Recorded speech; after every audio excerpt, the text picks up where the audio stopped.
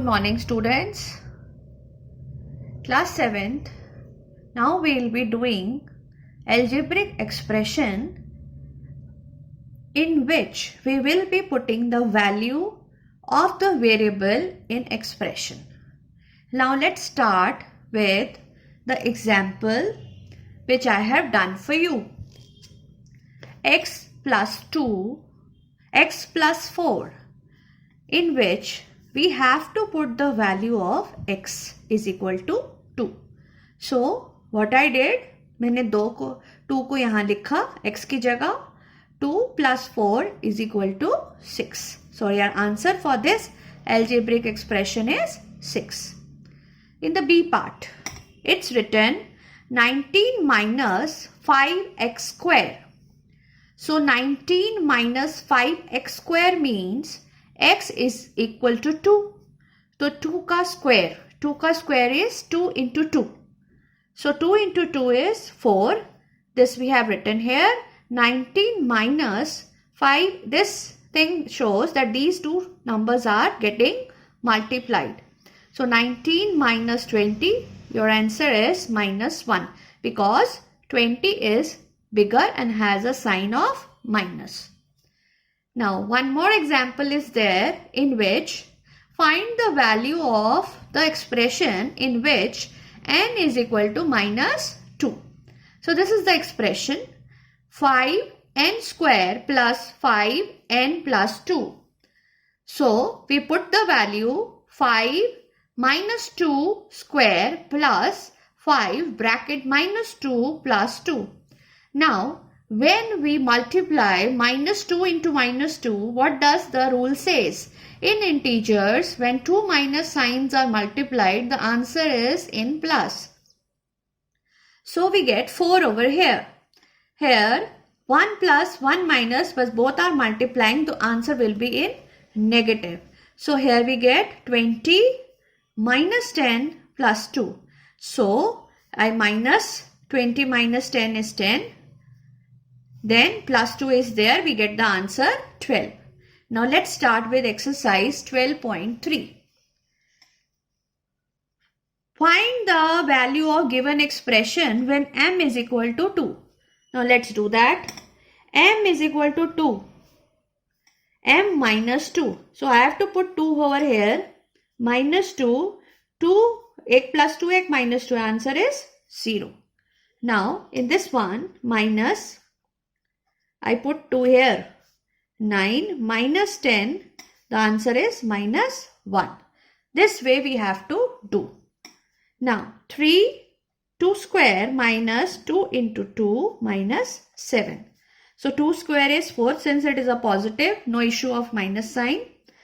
3, यहाँ पे लिखा 4, ये 2 minus 7. So you get 12 minus 4 minus 7, that is equal to 12 minus 11, answer is 1. See, this way we have to do the sums by putting the values of the variables given. Now, question number 2. P is equal to minus 2, find the value of. Again, we have to put the value minus 2. You have to now take care of the signs. 4, यहाँ पे minus 2 आ गया, plus 7. So minus 3, ये plus हो जाएगा, ये हो जाएगा plus minus minus 8 plus 7. ठीक है, ये हो गया minus 12 minus 8 plus 7. That means minus 20 plus 7. Your answer is minus 13. Clear? Now again in this sum we have to put minus 2. Minus 2 3 times. Minus 3p. Again minus 2 square plus 4 into minus 2 plus 7. See, we have to do it very very carefully that science का ध्यान रखना है, multiplication का भी ध्यान रखना है, हर चीज का ध्यान रखना है. So let's do now. अब ये जो 2 है 3 टाइम्स है, मतलब 2 इंटू 2 इंटू 2. तो माइनस कितनी बार हो गया? 3 टाइम्स हो गया. तो आंसर जो है माइनस में ही आएगा.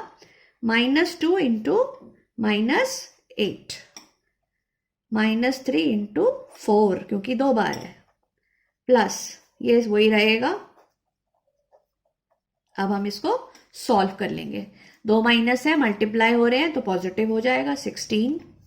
1 प्लस 1 माइनस है तो 12, 1 प्लस 1 माइनस है 8 प्लस 7। ठीक है, अब हमें सॉल्व करना है। माइनस के टर्म्स को एक साथ, प्लस के टर्म्स को एक साथ। 16 और 7 जो है पॉजिटिव टर्म्स हैं, ये आ जाएगा 23। 12 और 8 माइनस के टर्म्स हैं, दोनों को हम प्लस करेंगे तो आ जाएगा 20। 20 माइनस 23 क्या हो जाएगा? 3 is your answer. This way we have to do the sums. Now अभी तो आप एक वैल्यू पुट कर रहे थे, अब इस क्वेश्चन 4 में क्या है? You have to put the 2 values, a भी है बी भी है, एक पॉजिटिव है एक नेगेटिव है। So let start. ए की वैल्यू है 2, बी की वैल्यू है -2। तो a is 2, 2 square plus 2 into -2 plus -2 the whole square.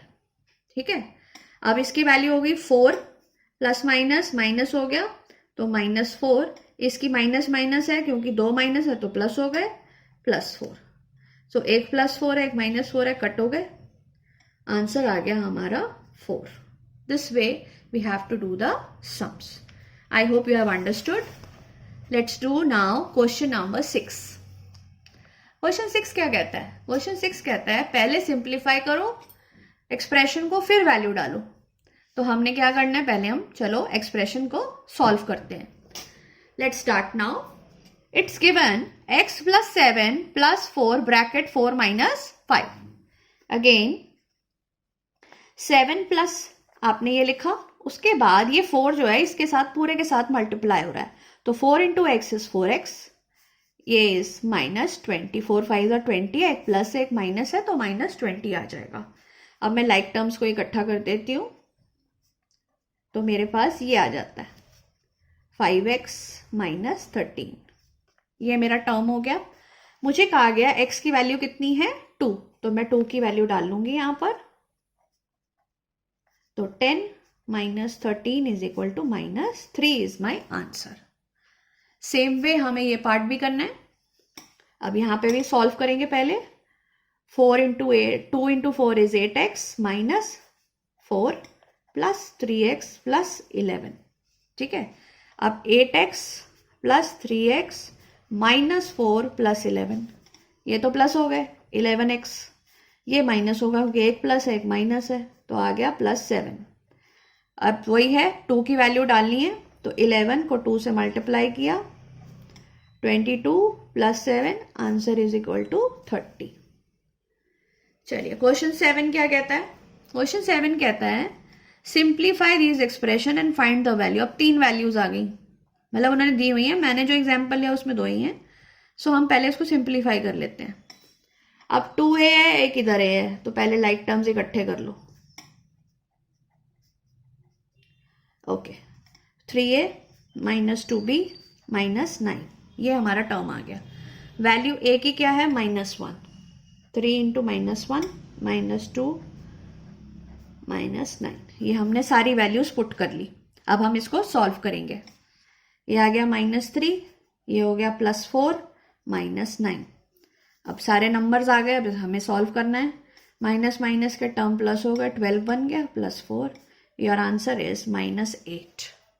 This way we have to do the sums. I hope you have understood. Let's do the next questions now. Question 10. What does question 10 says? Question 10 says the same thing again, simplify and find its value.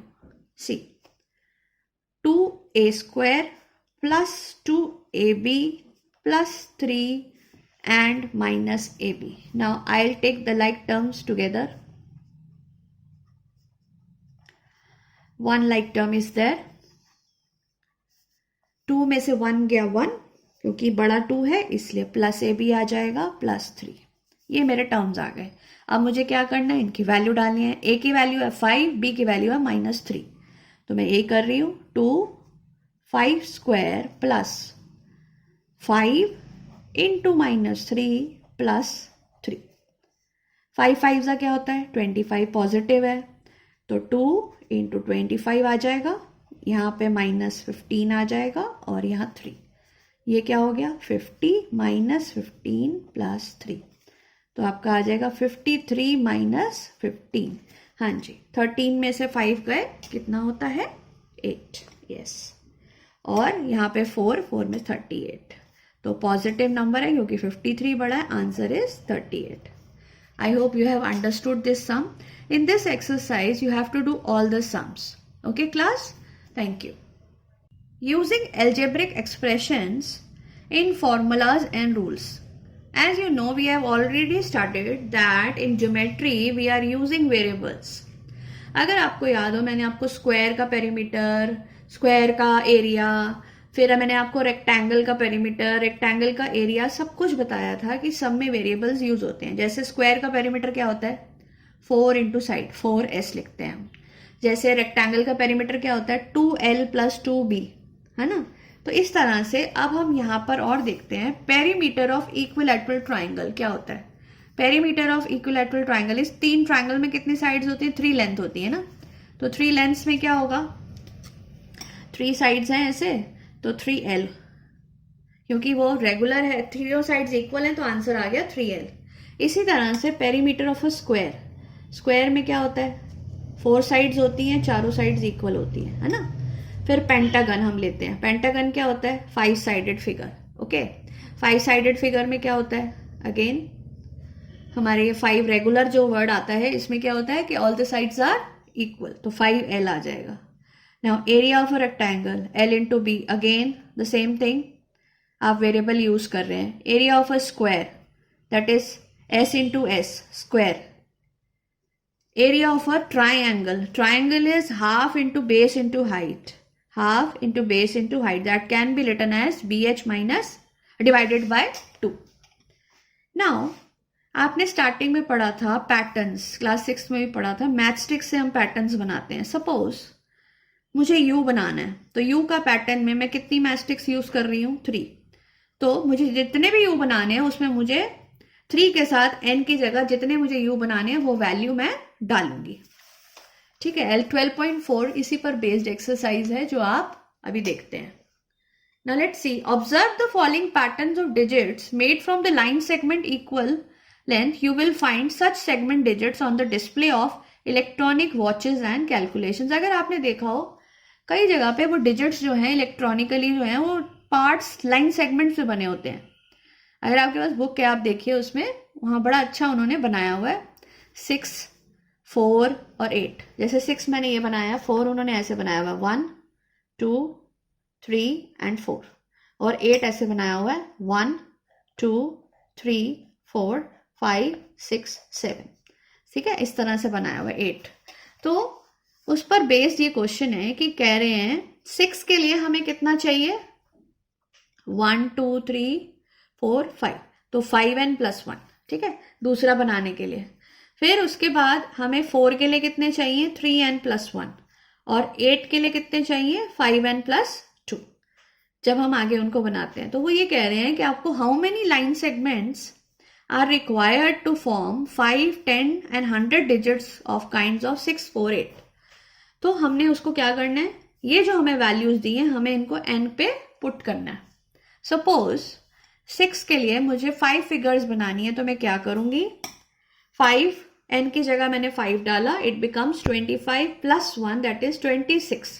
यानी कि मुझे 26 segments चाहिए to draw 6 बार 5, मतलब 5 बार अगर मुझे 6 बनाना है तो मुझे 26 लाइन सेगमेंट्स चाहिए।